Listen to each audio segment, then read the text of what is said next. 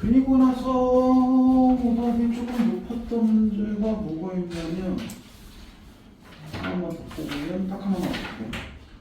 30번, 31번 오답 점수 되게 높아요.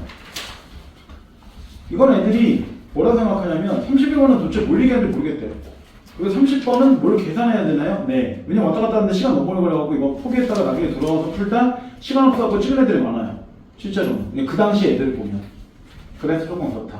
라는 건데 문법 문제는 그래서 12번하고 13번 두 개는 볼게요. 혹시 이거 제외하고 하나 더 보면 15번까지 볼게요. 15번까지. 이 세 개는 볼게요. 15번은 니네 기말고사 보니까 이거 확인차 보는 거고 14번은 딱 정답만 질문해 볼게요. 어제 수업하는데 다음 문제를 모르는 애가 있어서 14번은 그 확인만 좀 해볼게요. 자 12번 형태소에 관한 얘기는 크게 보면 뭐 보기 안 봐도 뻔히 아는 얘기잖아요. 형태소는 딱 몇 개예요? 4개죠. 자리, 그 다음에 실질, 그 다음에 의존, 형식 이렇게 4개가 있잖아요. 그리고 하나마다 무조건 2개씩 들어가는 건 아니죠. 거기 설명이 그 얘기예요. 이 설명이 그냥 이거 4개 설명한 거예요. 이거 다 종합에서 배운 건데 하늘이 높고 매우 푸르다 이 문장이 하나 나오잖아요. 하늘이 높고 매우 푸르다. 그리고 밑에 있는 선지를 보면 결국 이거 뭐 해야 돼? 형태수로 나눌 수 있어야 돼요. 결국엔 일단 형태수를 보면 띄어쓰기는 당연히 이렇게 나눠질 거잖아요. 자 그리고 반드시 조사는 서로 분리해야죠. 그리고 여기는 나눠야 돼요. 근데 나머지인데 지현아 이거 놓고는 2개로 나눠야 될까요? 말아야 될까요?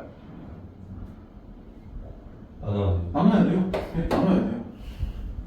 나눠야 돼요. 아 이거 그러니까 나눠야지 초딩아. 왜? 높다가 기본형인데 이거 어간이고 어미잖아. 이거 시험 때 배웠잖아. 다. 기본사 때 맨날 그 주제한테 계속 했던 거잖아요. 어간이 나눠지니까 나눠야죠. 그럼 푸르다는 푸르고 푸르메 이렇게 나누게 되겠죠. 이게 높고 높으며 이렇게 될 거면 이게 하나씩 해야 되나? 그럼 여기서 나머지 이런 식으로 이렇게입니다 전체. 그럼 여기서 딱 보면 이거 명사잖아요. 그러면 당연히 혼자 쓸 수 있고 조사 나중에 붙는 거니까 이거 조사 꼭 있어야 되는 게 아니잖아요. 그러면 명사는 의미가 있죠. 매우는 여기서 푸르다 꾸며요. 그러면 동사에서 꾸미고 뭐라 그래? 형용사라고 하죠. 영어는 그죠? 아니죠. 영어에서도 이거 부사라고 하죠. 얘기하세요. 부사하다 이거. 그러니까 이거 부사어니까 근데 띄어쓰기 통해서 움직일 수 있으니까 자리도 실질이에요. 그러니까 부사어나 관용어는 자리형태소예요. 자리면 무조건 실질이죠. 그럼 조사는 항상 의존이죠. 다른 거에 붙어야 되는 거니까. 근데 의미 없으니까 그걸 성질하는 거잖아요. 어간의미 중에 의미 없는 게 어간이고 의미 있는 게 어간이지만 얘네는 반드시 2개를 같이 써야죠. 항상. 그러면 둘 다 의존이고 의존이고 의존이고 의존이지만 얘는 의미가 있고 얘는 의미가 없는 거죠. 얘도 의미가 있는 거고 얘가 의미가 없는 거죠. 그래서 어간 부분이 항상 의미를 가진 부분이잖아요. 이렇게 나누면 정답 쉽게 나와요. 그죠? 그렇잖아 민비야. 네. 표정 왜 그래? 네. 표정 왜 그래? 얼굴이 좀 빨간데? 어디 아파? 아니요. 왜 이렇게 빨개 보이는 얼굴에 열이 많아서.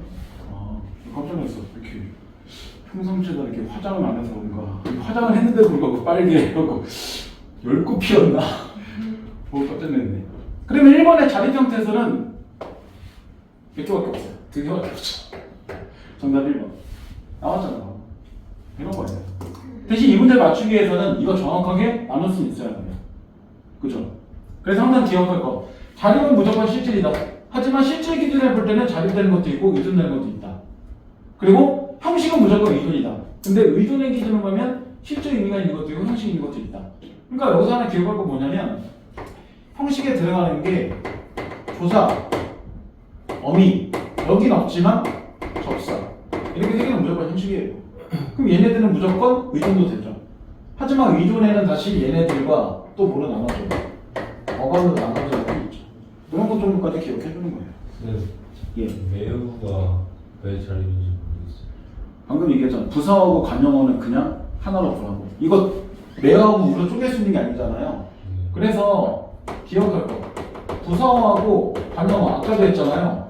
수동할 때도. 이 2개는 무조건 뭐다? 자립이고 자립이라면 반드시 실질이다. 이렇게 기억하라. 하는 얘기예요. 기억해야 돼 이거. 이해됐죠? 왜냐면 이거는 더 이상 쪼갤 수 있는 게 아니에요. 형태소 자체가 뭔데 뜻을 가진 채소회전인데 사실 얘네들 뜻은 없지만 문법적 뜻을 가졌다는 얘기예요. 그러니까 쪼개지 못하면 혼자 쓸 수 있다는 거잖아. 띄어쓰기 통해서 이것처럼. 그래서 얘는 꼭 기억해야 돼요. 단어. 그럼 푸르다도 하나로 보면 그거예요? 자립이에요? 아니죠. 얘는 푸르다 하나로 볼 수가 없잖아요. 만약 하나로 본다면 자립이겠죠. 하지만 어감이 나눠야 되는 거니까 안 되죠. 이해됐죠? 자, 그 다음 13번. 다음은 용언의 활용이다. 근데 용언이 뭔데? 아까 봤듯이 동사하고 형용사잖아요. 이게 활용된다는 게 무슨 말이냐면 예를 들어서 여기 나오는 이 푸르다를 이렇게 푸르고 또는 푸르며 이렇게 하면 어미가 바뀐 거죠. 이렇게 어미가 바뀌는 걸 활용이라고 하는 거예요. 이해됐죠? 그러면 활용이란 말은 뭐만 쓸 수 있는 거야? 동사 형사만 쓸 수 있는 거죠. 왜냐면 어감어미라는 말은 동사 형사 말고는 안 나오잖아요. 그죠? 만약에 명사를 예를 들어 철수라는 말을 철소 이렇게 바꾸면 이 두 개는 의미가 다른 거잖아요. 근데 푸르다가 푸르거나 푸르면 된다고 해서 의미가 바뀌나요? 푸르다는 의미는 그냥 갖고 있죠. 그래서 활용이란 말은 동사 형사 즉 용언에서만 나오는 얘기예요. 자, 그럼 보기를 봐보세요 한번. 용언이 활용할 때 어감어미의 기본 형태가 바뀌지 않거나 바뀌어도 일반적 의미 규칙을 설명할 수 있는 경우는 규칙이라고 한다. 반면 어감어미의 기본 형태가 바뀌는 것을 일반적 규칙으로 설명할 수 없는 경우는 불규칙이라고 합니다. 그러면 밑에 보면 두 개가 나오죠. 가를 보면 처음에 걷는다가 나오는데 이게 기본형이잖아요. 근데 이게 걷으며가 됐어.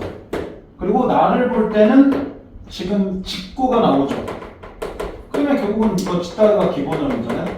이런 형태인데 얘가 뒤에 보면 지으며가 되어 있죠. 그리고 설명 밑에 뭐라고 나왔어요? 가는 어간 뒤에 오는 의미가 붙으며 어가 형태가 바뀌지 않는 규칙이다.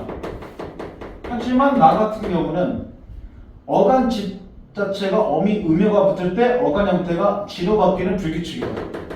그럼 규칙과 불규칙의 차이는 뭐야? 기본형에서 그대로 유지하는 거, 기본형에서 뭔가 빠졌는 거가 불규칙의 차이죠. 되게 쉬워요. 그러면 뒤에 의미나 이런 걸 갖다 붙여보거나 그러는 얘기잖아. 1번 화의 기본형은 뭘까요? 푸다가 기본형이죠. 퍼다가 기본형이 아니에요. 이거 퍼다가 기본형이라고 알고 있더라고. 그럼 아니에요. 기본형이 푸다예요. 푸다에다가 어가 붙었는데 퍼가 됐으면 얘 날라갔죠. 그럼 이거 불규칙이죠. 딱 봐도. 이거 불규칙이에요. 우리는 지금 뭘 찾아야 돼? 불규칙을 찾아야 되죠. 근데 불규칙으로 적절하지 않은 거니까 규칙을 찾아야 돼. 실제 정답은. 그 다음 2번. 2번 같은 경우는 묻어가 나왔죠. 묻어의 기본형은 뭘까요? 묻다죠. 여기다가 어가 붙었는데 그대로 디귿디귿 있잖아요. 그럼 이건 규칙이죠. 그럼 얘가 정답이네요. 이해됐죠? 이거 그렇게 어려운 게 아닙니다. 그 다음 세 번째. 들으면서의 기본형은 뭘까요? 듣다죠. 그럼 딱 봐도 이거 듣다가 들이댔으니까 모양 바뀌었으니까 이거 불규칙이죠. 그 다음 네 번째. 도화의 기본형은 뭘까요? 돕다죠. 그럼 딱 봐도 비읍이 이렇게 바뀌었으니까 이것도 불규칙이잖아요. 모양이 바뀌었잖아요. 그 다음 마지막 5번에 올라의 기본형. 그렇지. 오르다. 그럼 이거 오르까지가 어간이잖아요. 오르고 오르면 이렇게 될 거니까. 근데 오르가 올 이렇게 됐으면 이미 뭐 했어요? 바뀌었죠. 불규칙이잖아요. 그러니까 유일하게 모양이 안 바뀐 게 2번 하나. 대신 이 문제를 맞추기 위해서 뭐가 필요해?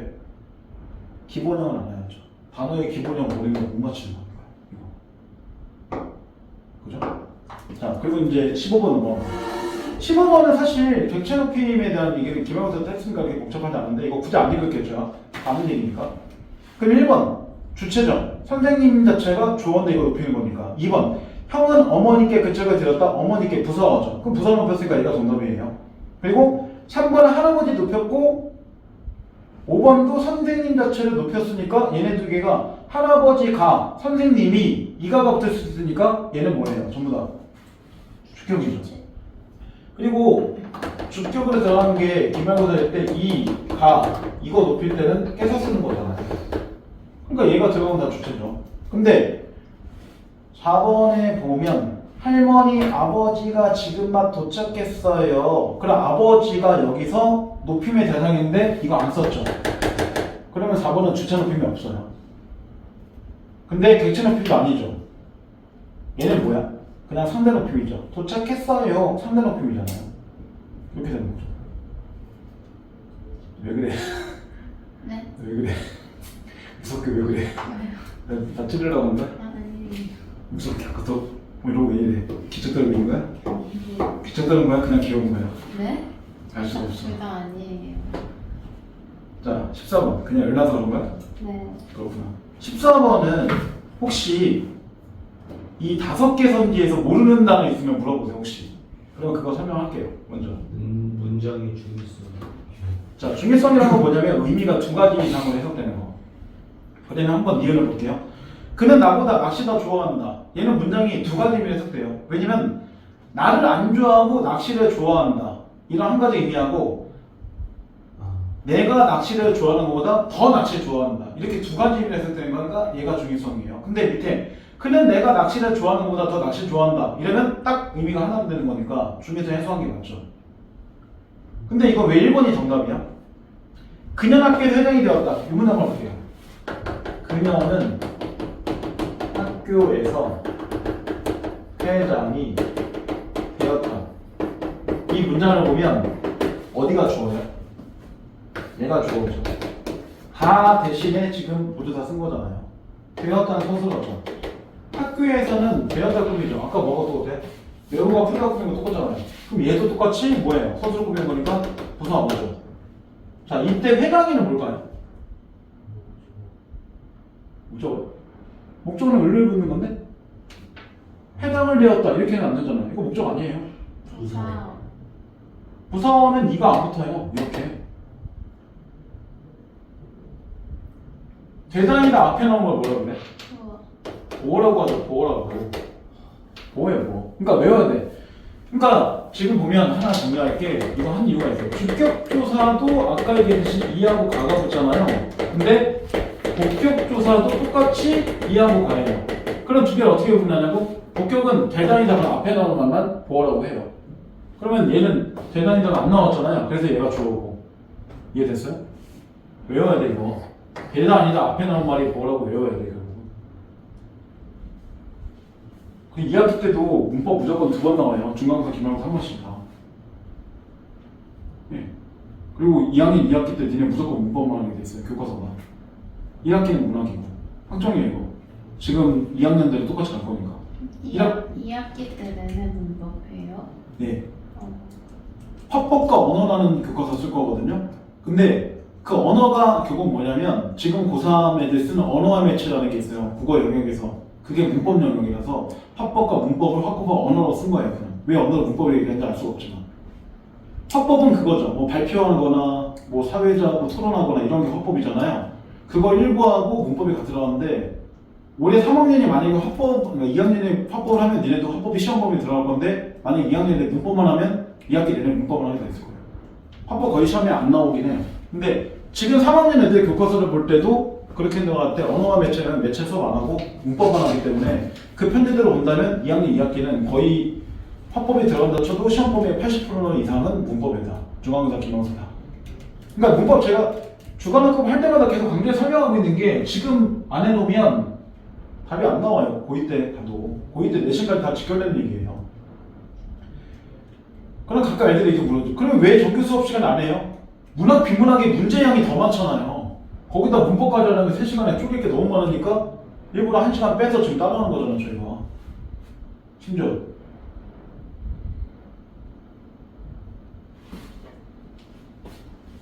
제가 몇 번 얘기하지만 나가면 웃깁니다. 우리학원처럼 이렇게 다양한 영역을 많이 해주는 국어학원이 필요 없어요, 주변에. 맨날 그런 민사가 있죠. 자법 뭐 이러겠지만 비교해보서 진짜 다른 학원 가서 우리 비문학 이렇게 많이 해주는 학원이 없다니까요. 저만큼. 그 문법 쓰면 이렇게 자세하게 얘기해주는 학원 별로 없어요. 왜? 저는 원래 국문과 나왔습니다.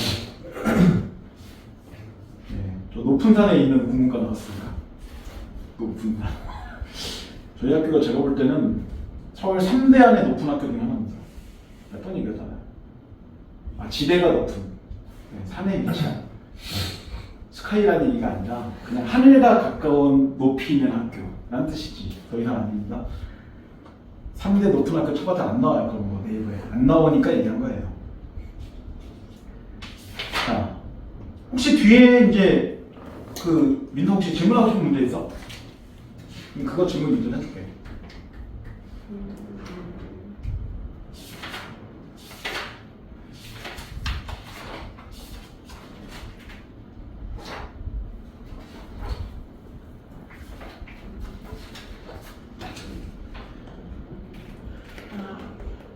이거 36번. 36번? 자, 36번을 보고 이거 짧게 끝났으니까 이거 보고 앞에 2초부터 32에서 28, 29, 33 이렇게 네 문제 볼게요. 일단 이 질문에 어떤 애들이 제일 복잡해 보여서 저 안 볼 수 없어요. 자, 36번 한번 볼게요. 이거 A를 보기 신화로 각색했다는 그 내용으로 적절하지 않은 것은, 그럼 A하고 보기를 한번 볼게요. A 보고 그게 안기니까 A를 봐보세요. 자, 중군장이 명령을 듣고 말이 올라 삼척 장검을 들고 적진향에 외치기를 나는 명나라 중군장 보국이라 대원수의 명을 받아 너희 머리를 베라고 하니 바삐 나와 내 칼을 받아라. 적장 운평이 이를 듣고 크게 화를 내며 말을 몰아세우더니 세 번도 채 겨루지 못하여 보국의 칼이 빛나며 운평 머리 말에 떨어졌다. 그럼 죽었다는 얘기죠. 적장 운경이 운평 죽음을 보고 화가 나서 말을 몰아 달리거는거늘 보국이 기세가 등등하여 장검을 높이 들고 서로 싸우더니 수험이 못하여 보국이 칼을 하려 운경이 칼을 든 칼을 치니 운경이 미쳐 손을 흐르지 못하고 칼 든 채 말 안에 내려가거늘 떨어졌다는 얘기죠. 보국이 운경의 머리를 베어들고 본진으로 돌아오던 중에 적장 구덕지가 화가 나서 장검을 높이 들고 말을 몰아 크게 고함하며 달려오고 난데없는 적병이 또 사방으로 달려들거늘 보국이 놀라서 피하고자 하더니 한순간에 적병이 함성을 지르고 보국이 천여겹을 에워싼다. 시세가 위급해서 보국이 하늘을 우러러보며 탄식한다. 그러니까 보국이가 적장을 베고 돌아오다가 적장한테 그 적군들한테 막 쌓였다는 얘기잖아요. 얘기는. 그리고 자 36번을 봐보세요 한번. 36번 A 영경루 전쟁터 그리고 밑에 1번 대규모 전쟁터의 모습을 보여주기 위해서 멀리서 전쟁터를 조망하면서 촬영해서 왜냐면 멀리서 보여주면 전쟁터 전체를 뭐 할 수 있어? 아우러서 보여줄 수 있으니까 전쟁터를 보여주려면 가까이 가면 가까이서 땅밖에 안 보일 거니까 전쟁터인지 알 수 없잖아요. 그러니까 멀리서 봐야지 군사들도 서 있고 그 다음 말도 있고 이러니까 아 여기가 전쟁터가 있구나 이렇게 알 수 있는 거죠. 그러니까 1번은 답은 아니에요. 그 다음 두 번째 B 삼척 장검을 들고 적진을 향해 외친다. 그러면 당연히 2번 위험을 드러내기 위해서 삼척 장검과 어울리는 갑옷을 준비해야 돼. 왜? 지금 얘가 앞에서 내용 볼 때 적군을 물리치는 장군이잖아요. 그럼 위험 있는 모습 보여야죠. 그러니까 이번도 정답 아니죠. 그 다음 세 번째 C 나도 같이 저승길로 보내주마. 이거 그 앞에 운경이 얘기죠. 운평이 죽는 모습을 보면 내 이놈! 칼이 들러 말을 몰아 달려나간다. 그때 칼을 보국에 맞으며 너도 같이 저승길로 보내주마. 이런 얘기잖아요. 딱 봐도. 그러니까 여기는 의기양양한 거잖아. 그리고 실제로 얘도 죽여버릴 뻔했죠. 그러니까 3번에 볼 때 당황한 게 아니죠. 떨리는 것도 아니고 기대 등등한 또는 상대방을 무시하며 이런 정도의 말투가 나와줘야죠. 방금 이제 이랬잖아요. 재밌는데. 자, 그래서 정답 3번. 그 다음 네 번째 이펙트. 이건 이제 수일고 시험범위였잖아요. 그죠? 이런 것들. 적병들이 사방에 나타나 보국을 포위합니다. 그러면 보국이 포위당했으니까 상황이 긴박됐죠. 그러니까 4번 인물상을 부각하기 위해서 긴박한 분위기에 효과를 사용한다. 맞는 얘기잖아요. 이거 위계처였으니까. 마지막 치유 나오고 이거 표현들 많이 해요. 예. 탄식하며 아 불사 내가 너무 방심했구나. 그러면 위기에 처한 인물의 신념을 강조해 필요함을 확대하면 얘가 탄식하는 장면이 잘 보일 거잖아요. 그리고 시유라는 게 대놓고 나왔죠. 장면을 크게 찍는다고. 크게 찍으려면 뭐 해야 돼? 확대해서 해야죠. 시유 자체가 클로즈업에서 확대하는 걸 얘기하는 거니까. 이거는 시유 자체가 5번 정답이 아니라는 걸 얘기하는 겁니다. 자, 이렇게 풀면 돼요. 시유가 대놓고 나오잖아요. 크게 찍어서 화면이 크게 나타난다고 대놓고 나오잖아요. 확대한다는 얘기예요. 왜냐면 일부를 크게 하려면 일부만 확대해야죠.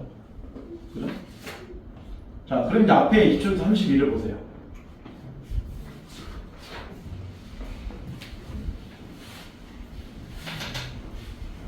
여기는 지문을 좀 볼게요.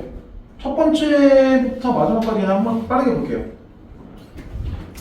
자, 냉수 속의 얼음은 한 시간 넘기지 못하고 모두 녹아버리는데 북극 해빙 또는 한 얼음이지만 10도가 넘는 한여름에도 다 녹지 않고 바다에 떠있다.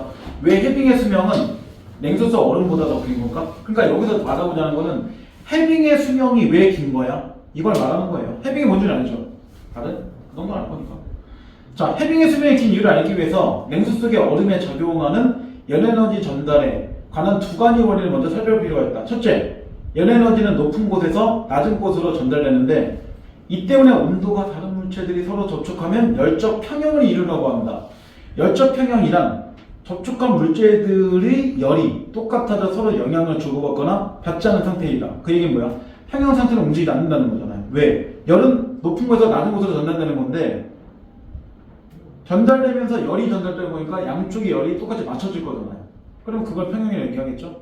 예를 들어 3도씨 냉장고 속에 얼음이 든 냉수를 오랜 시간 동안 두면 냉수와 얼음의 온도는 3도가 되어 얼음이 모두 녹아버릴 것이다. 둘째, 열에너지는 두 물체 사이의 접촉면을 통해서만 전달되며 접촉면이 클수록 전달되는 열 에너지 양은 커지게 돼 있다.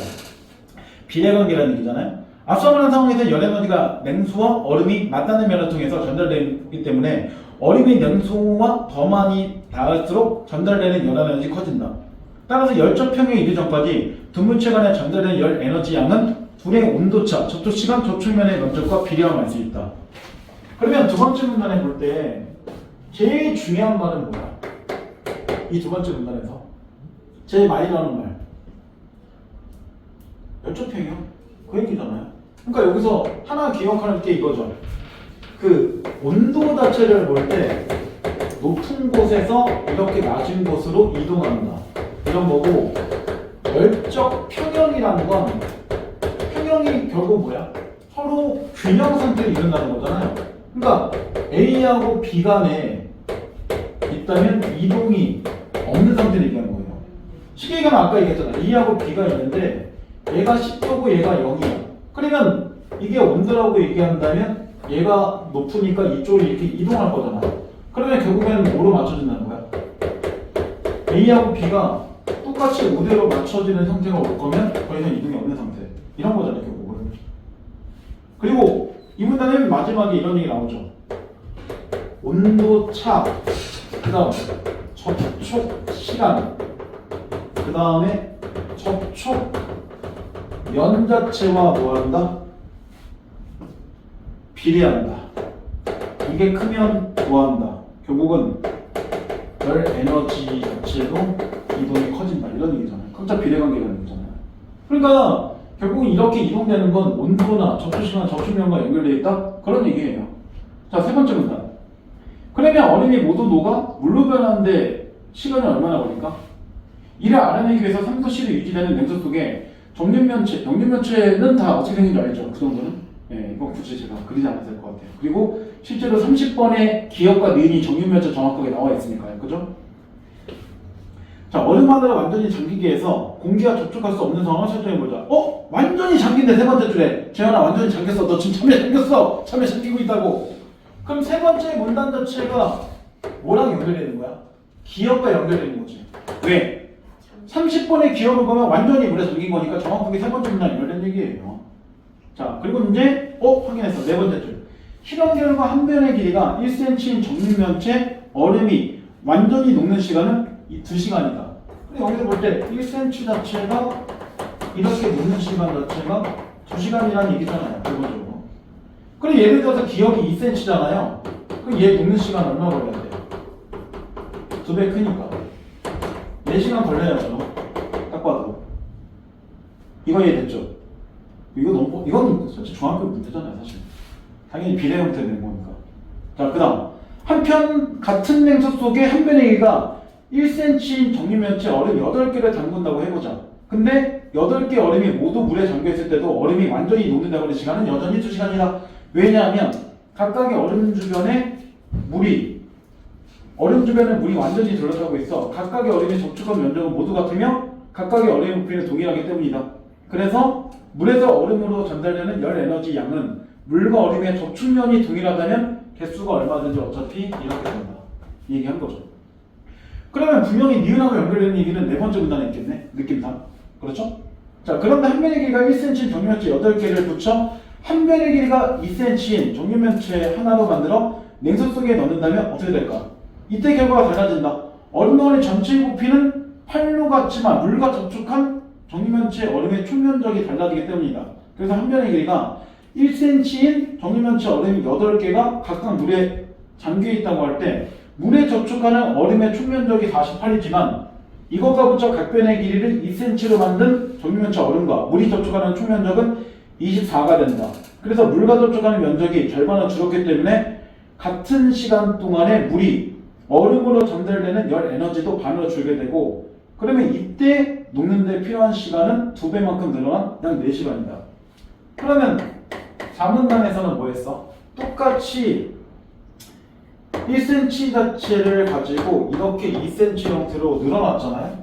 그래서 여기서 지금 걸린 시간은 녹는 시간은 얼마예요? 4시간이죠. 그러면 이거보다 뭐 한 거야? 무조건 2배 늘어나는 거네. 그죠? 그리고 이렇게 부처 한 변의 길이를 2cm로 만든 게 지금 뭐랑 연결되어 있어? 니은과 연결된 얘기예요. 알고 보면. 자, 그럼 이제 5문단.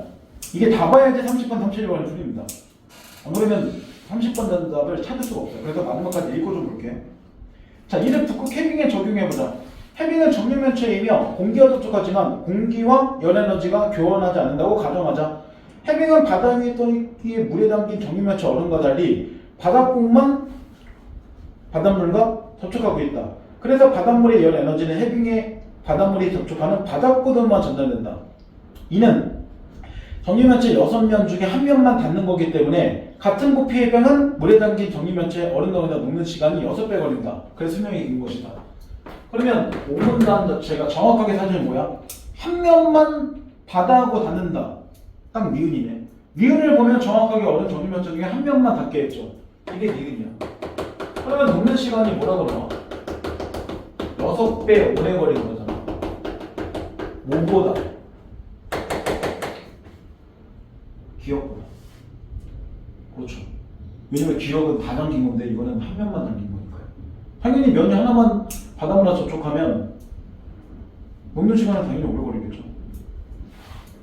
자, 그러면 이제 마지막 문단.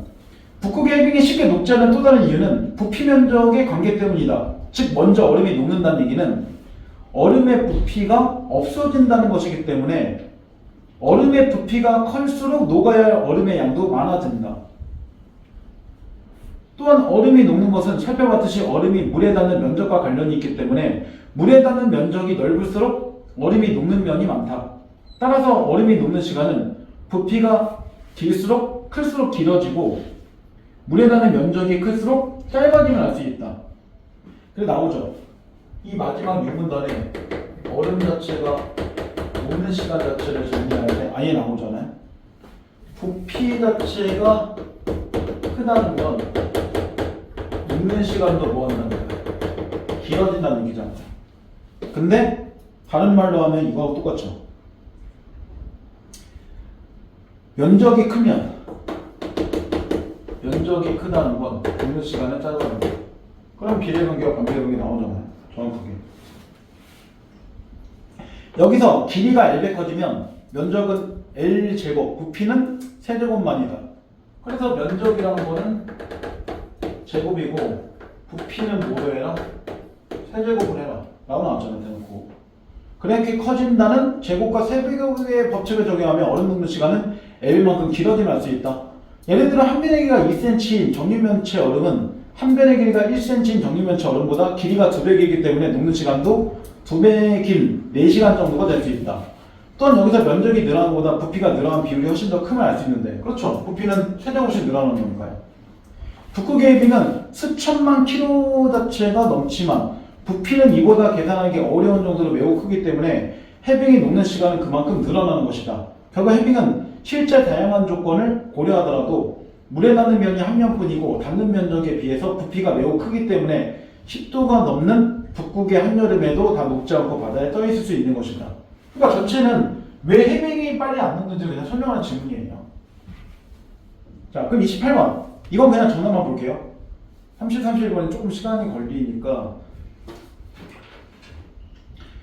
그냥 다 볼게요 일단. 그래야지 31번까지 보기 힘든 거니까. 28번에 1. 면적은 부피에 반비례한다. 그런가요? 면적이 큰 만큼 부피가 이렇게 커진다고 했는데 이 관계는 반비례가 되는 게 아니잖아요. 이거 비례하는 관계잖아요. 그러니까 정답 1번. 나오네 바로. 정답은 쉬워요 정답은.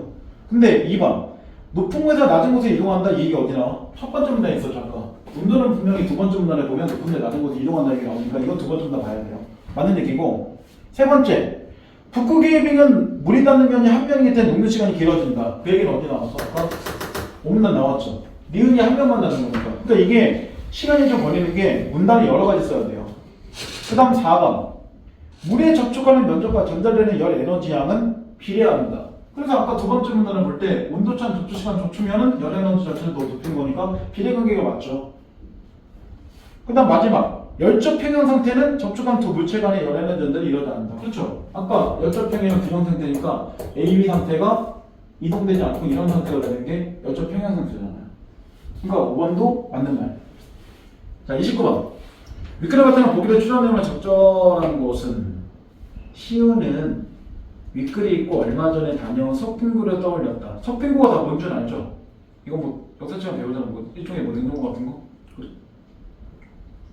한여름에 석빙구의 정육면체 얼음들을 녹지 않게 하기 위한 가장 효율적인 방법이 무엇인지를 탐구해 보았다. 그러면 녹지 않기 위한 가장 효율적 방법은 뭘까요? 아까 분명히 햄이 어떻게 생겼어? 정육면체이고 한 면만 닿잖아요. 그러면 정육면체를 만들어서 한 면만 닿게끔 만들면 되네. 그러니까 전도 5분밖에 나올 게 없죠. 정육면체 한 덩어리 만들어서 보관합니다. 정확하게 아까 있는다이나 있는다랑 연결된 얘기잖아요. 정확하게. 그러니까 이 두 개 문제는 쉬워요. 나머지 다 쓸데없는 얘기고. 자, 30번. 윗글을 참고해서 보기 상황을 분석한 결과 적절하지 않은 것은 분명히 기억은 2cm죠. 그리고 이거 물에 잠겨있는 상태예요. 그죠? 그 다음 니은 같은 경우는 3cm죠. 그리고 얘는 물에 한 면만 닿은 거예요. 그럼 당연히 재현아 어떤 게 더 녹는데 오래 걸린다? 그냥 봐도 저 중에 녹는 게 좀 더 오래 걸린다. 무조건 뭐야? 니은이죠. 이게 무조건 녹는 시간 자체가 훨씬 더 오래 걸리는 게 맞아요. 이거는 녹는 시간 자체가 내가 볼 거야. 물론 이게 좀 그렇긴 하지만 어쨌든 이거 녹는 시간 이성보다 오래 걸림. 이거는 짧음. 이렇게 보는 게 맞죠. 일단 기본은. 왜냐면 전체가 담겨 있는 거는 한 면만인 거보다 전체가 다 면적이 연결되는 거니까 딱 봐도 이거 연에너지 연결되는 거잖아요. 분명히. 요 정도까지 보고 가는 거예요. 자, 그리고 이제 그 밑에 그림 밑에 이런 말 나오죠. 위 실험에서 수온은 3도씨 일정이 유지되며 그럼 이 조건은 무시해도 되네. 둘 다 똑같으니까. 물에 완전히 잠긴 얼음과 정말 친절하게 알려줬어. 물 위에 떠있는 얼음 니은은 모두 정육면체이고 물 외에 다른 요인을 전달되는 열 에너지를 고려하지 않는다. 딱! 그럼 뭐만 하는 거야? 접촉면만 보라는 얘기잖아요. 크기하고. 그럼 1번. 면적은 9배 차이가 난다. 2cm잖아. 면적은 아까 뭐하라 그랬어? 제곱하라고 그랬죠. 그러면 얘 면적은 기억은 얼마야? 4죠. 근데 니는 3cm죠. 그러면 제곱해야 되니까 36이죠. 그러면 4와 36이니까 9배 차이 맞네요. 그럼 1번 정답 아니죠? 그 다음 부피는 27배 차이가 난다. 부피는 세제곱이잖아요. 그러면 기억은 얼마야? 8이죠. 어차피 2니까. 니은 세제곱을 계산하면 216이 나와요. 그러면 둘을 실제로 8에서 216을 나누게 되면 27배 차이가 나는 게 맞아요. 대신 실제 이거는 제가 해놓은 거고 실제로는 이렇게 해서 나누긴 해봐야긴 해야 되죠. 그 시간에 필요는 해요. 그 다음 세 번째 기억은 몇 시간이면 녹아 아까? 2시간이면 녹죠. 1cm면 근데 2cm니까 4시간 걸린다고 우리 확인했죠 다. 그러면 3번에 6시간 후에 관찰하면 이미 4시간이 끝났으니까 녹아 있겠죠. 그러니까 3번 맞는 얘기예요. 그러니까 4시간 자체보다 1분에 6시간을 바꾸는 것 뿐이에요. 맞는 얘기죠. 그 다음 네 번째, 기억을 띄웠어. 바닥을 바꿨지. 물에 잠겨있는 거를 이렇게 한 면만 닿는 걸로 했어. 그러면 녹는 시간이 오래 걸리는 거잖아요, 더. 그러면 얘가 완전히 녹는 시간은 8시간일까요? 4시간인데 이 4시간을 한 면만 물에 닿게 하는 거야. 이렇게 하면 녹는 시간이 얼마일까요? 24시간. 아까 한 면만 나온 거 니은 몇 배 오래 걸렸어요? 6배 오래 걸렸죠. 그러면 4에다가 뭐 해야 돼? 6을 곱해야죠. 24시간이 필요하죠. 이렇게 해야죠.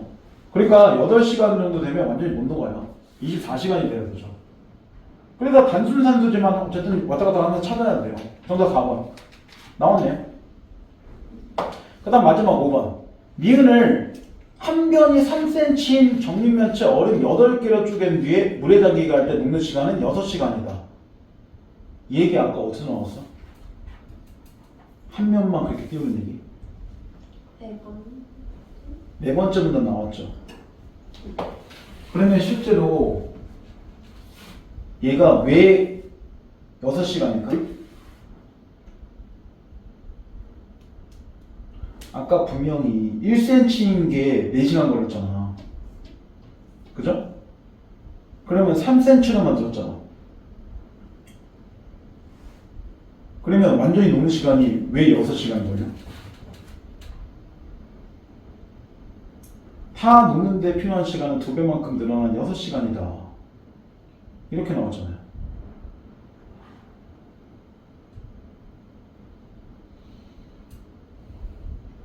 분명히 얼음 녹는 시간은 아까 1cm 때 2시간이었잖아. 근데 길이는 뭐 했어? 길이 자체는 질문해 볼 때 아까 그 L만큼 늘어나면 제곱 형태로 늘어나고 2배 이상 커진다니까 2시간에다가 그만큼 6 자체를 그냥 곱하면 되는 거잖아요. 그러니까 왜냐면 이게 L이라는 거 자체가 길이잖아요. 그러면 실제로는 뭐 해야 돼? 이 시간에다가 그냥 3만 곱하면 되잖아요. 그럼 6시간 걸리는 게 맞죠. 3cm니까요. 왜냐면 3cm로 쪼갰으니까. 그러니까 정답 5번도 아니에요. 그러니까 이게 어떤 걸 곱할지 나눌지를 좀 판단하는 게 필요하다는 거예요. 상황에 따라서. 그리고 이것도 써먹어야 돼요. 근데 이런 문제도 나올 수 있다. 그런 거고. 나중에 이제 9월 공사는 좀 더 복잡하게 나오겠죠? 자, 31번. 마지막. 딴짓하지 마. 잘했어요.